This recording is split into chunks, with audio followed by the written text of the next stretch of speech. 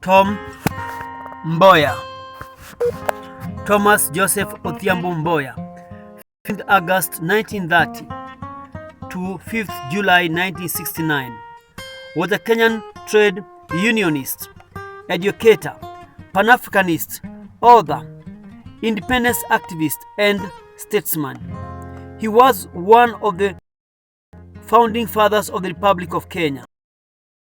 He led the negotiations for independence at the Lancaster House Conferences and was of Kenya's independence party, the Kenya African National Union (KANU), where he served as its first Secretary General. He laid the foundation for Kenya's capitalist and mixed economy policies at the height of the Cold War and set up several of the country's key labor institutions. Mboya's intelligence, charm, leadership, and oratory skills won him admiration from all over the world. He gave speeches, participated in debates and interviews across the world in favor of Kenya's independence from British colonial rule. He also spoke at several rallies in the goodwill of the civil rights movement in the United States.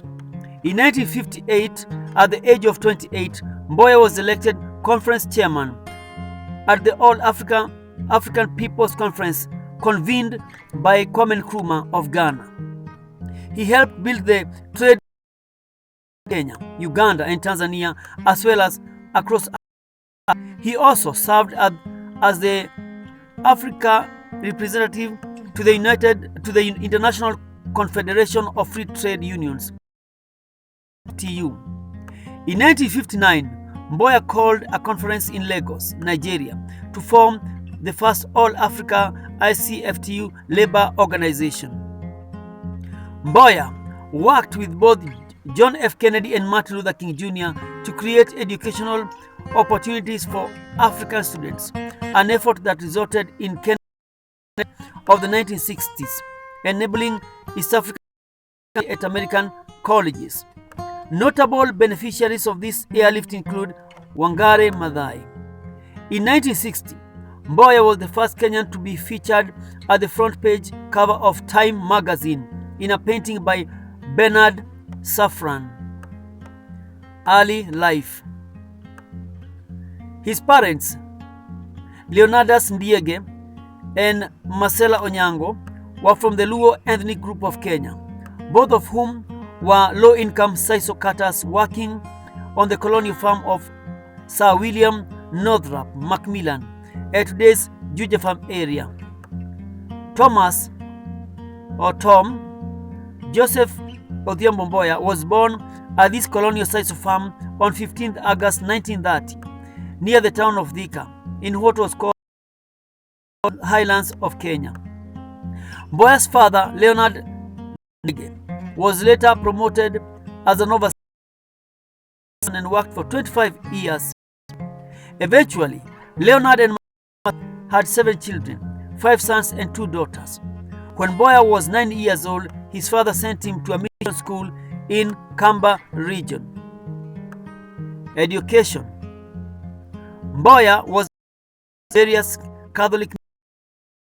In 1942, he joined St. Mary's School Yala, a Catholic school in Yala located in Nyanza province, where he began his education in English and history. In 1946, he attended the Holy Ghost College, later Mangu High School, where he proceeded to do his Cambridge School certificate. In 1948, Mboya joined the Royal Sanitary Institute Medical Training School for Sanitary Inspectors at Nairobi, qualifying as an inspector in 1950. He also enrolled in a certificate course in economics at College of South Africa. In 1955, he received the trades union where he studied industrial management. In 1956, he returned to Kenya at a time when the British colonial authorities were gradually suppressing the Mau Mau headed by the Kenya Land and Freedom Army, Mau Mau. Political life. Mboya's political life started immediately after he was employed at Nairobi Council as a sanitary inspector in 1950.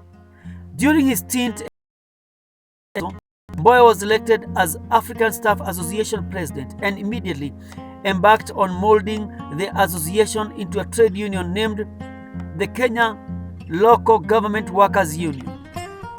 This made his employer suspicious, but he resigned from his position before he could be laid off.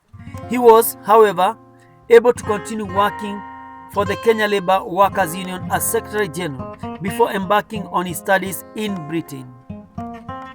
In 1953, during the Mau Mau War for Independence, Jomo Kenyatta and other leaders of the Independence Party, Kenya African Union (KAU), were arrested. They asked Mboya to lead the KAU and continue the struggle. However, the government banned the KAU. Mboya then turned to use the trade union as a platform to fight for independence. He was elected as Secretary General of the Kenya Federation of Labour (KFL), the umbrella body for trade unions in Kenya. In that role, Mboya gave speeches in London and Washington, D.C., opposing British colonial rule in Kenya. He also organized several strikes seeking better working conditions for African workers. At that point, the colonial government nearly closed down the labor movement in the effort to suppress his activities. Mboya reached out to other labor leaders across the world, more so the ICFTU, including the American A. Philip Randolph, with whom he was close. Mboya raised funds to build a headquarters for KFL. In 1956, after Mboya had returned from the United Kingdom, the colonial government allowed black Africans to run for office and serve in the Legislative Assembly. Tom Mboya was elected from Nairobi. He was elected Secretary of the African Caucus, called African Elected Members Organization (AEMO), and continued a campaign for independence, as well as seeking for freedom for Mzee Jomo Kenyatta and other political prisoners. He used his incredible diplomacy skills to get support for the independence movement from foreign countries. In 1957, he became dissatisfied with the low number of African leaders, only 8 out of 50 at the time, in the Legislative Council, and decided to form his party, the Nairobi People's Convention Party, NPCP. At that time, Mboya developed a close relationship with Kwame Nkrumah of Ghana, who, like Mboya, was a Pan-Africanist. In 1958, during the All-African People's Conference in Ghana, convened by Kwame Nkrumah, Mboya was elected as the conference chairman at the age of 28. In 1959, Mboya, along with African American Students Foundation in the United States, organized the Airlift Africa project, through which 81 Kenyan students were flown to the United States to study at U.S. universities. Barack Obama's father, Barack Obama Sr., was a friend of Mboya's and a fellow Luo who received a scholarship through the AASF and occasional grants for books and expenses. Barack Obama Sr. was not on the first airlift plane in 1959 because he was headed for Hawaii, not the continental US. In 1960, the Kennedy Foundation agreed to underwrite the airlift after Mboya visited Senator Jack Kennedy to ask for assistance, and Airlift Africa was extended to Uganda, Tanganyika, and Zanzibar, now Tanzania, Northern Rhodesia, now Zambia, Southern Rhodesia, now Zimbabwe, and Nyasaland, now Malawi. Some 230 African students received scholarships to study at Class 1 accredited colleges in the United States in 1960, and hundreds more in 1961 to 1960. In 1961, Mzee Jomo Kenyatta was released, and together with Oginga Odinga and Mboya's Nairobi People's Convention Party, joined with Kenya African Union and Kenya Independence Movement and formed the Kenya African National Union (KANU) in an attempt to form a party that would both transcend tribal politics and prepare for participation in the Lancaster Conference, held at Lancaster House in London, where Kenya's constitutional framework and independence were to be negotiated. As Secretary General of KANU, Mboya headed the Kenya delegation and designed the flag for the new republic. After independence, independent country, Mboya, who was a pre-independence Minister of Labor since 1962, was appointed by the new Prime Minister, Mzee Jomo Kenyatta, as the MP for Nairobi Central Constituency, today Kamukunji Constituency, and became Minister of Justice and Constitutional Affairs, a post he held from 1st June 1963 until December 1964. He created the National Social Security Fund, Kenya's social security scheme. He also established an industrial court to hear labor management cases. When Kenya became a republic on 12 December 1964, the new president Kenyatta appointed Tom Mboya to the Economic Planning and Development Ministry and transferred all functions of his former Justice Ministry to the office of the Attorney General under Charles Mogane Jonjo. Together with his deputy, then Mwai Kibaki, he issued Sessional Paper 10, which defined Kenya's form of economic policies.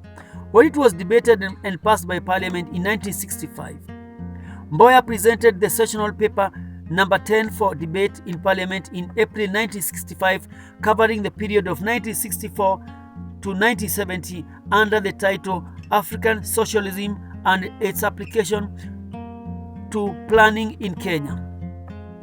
Kenyatta and Mboya were known advocates for non-aligned international policy, not wanting blanket application for capitalism while completely abhorring scientific socialism.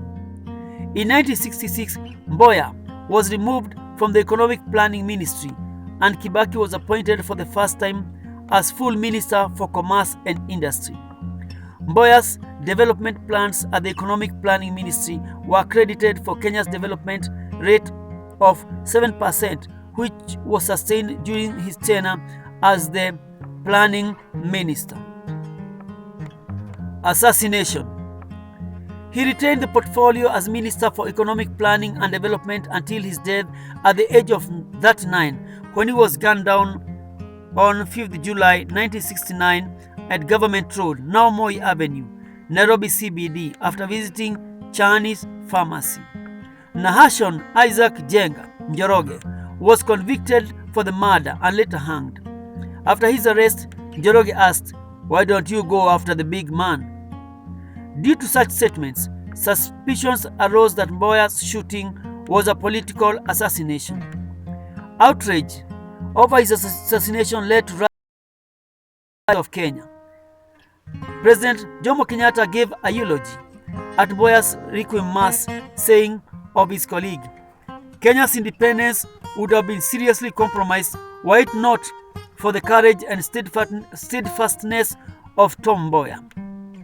A statue of Mboya was installed on Moi Avenue, where he was killed, and the nearby busy Victoria Street was named Tom Mboya Street in his honor. Mboya left a wife and 5 children. He is buried in a mausoleum on Rusinga Island, which was built in 1970. Mboya's role in Kenya's politics is a subject of increasing interest, especially with the prominence of American politician Barack Obama. Obama's father, Barack Obama Sr., was a US-educated Kenyan who benefited from Mboya's scholarship program in the 1960s, going on to get married during his stay there, fathering the future Illinois Senator and President. Obama Sr. had seen Mboya shortly before the assassination and testified at the ensuing trial. Obama Sr. believed he was later targeted in a hit-and-run incident as a result of this testimony.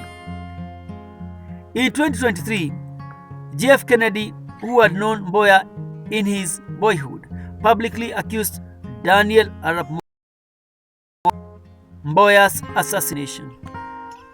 Personal life. Tom Mboya married Pamela Odede on Saturday, 20th January 1962 at St. Peter's Clavers Catholic Church on Racecourse Road in Nairobi. Pamela, a graduate of the University of Makerere, was the daughter of politician Walter Odede. They had 5 children. Their daughters are Maureen Odero, a High Court judge in Mombasa, and Susan Mboya, a Coca-Cola executive who continues the education airlift program initiated by Tom Mboya and is married to former Nairobi Governor Evans Kidero. Their sons include Lucas Mboya and twin brothers Peter, died in 2004 motorcycle accident, and Patrick, died aged 5. After Tom's death, Mboya had one child, Tom Mboya Jr., with Alphonse Okuku, the brother of Tom Mboya.